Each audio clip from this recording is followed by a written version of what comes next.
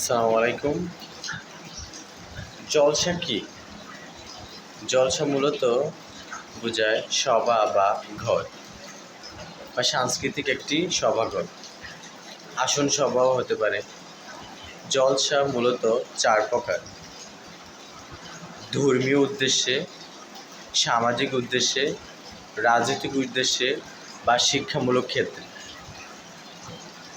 ধর্মীয় উদ্দেশ্যে বলতে এখানে মাহফিল হতে পারে, ওয়াজ হতে পারে, বিভিন্ন আল্লাহর সন্তুষ্টি লাভের জন্য যখন আমরা কিছু করি তখন এটা ধর্মীয় উদ্দেশ্য হবে।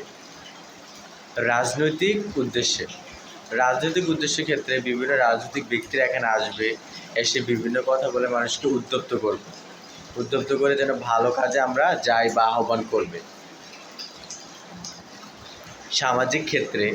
সামাজিক উদ্দেশ্যে বা সামাজিক ক্ষেত্রে এরকম হবে, সমাজের বিভিন্ন মানুষ এখানে এসে গান বাজনা বা সংস্কৃতির মাধ্যমে একটা ভালো উদ্দেশ্যে আহ্বান করবে।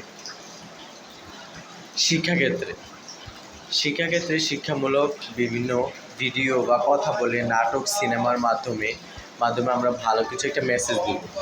এটাই শিক্ষাক্ষেত্রে বা শিক্ষার উদ্দেশ্যে জলসা।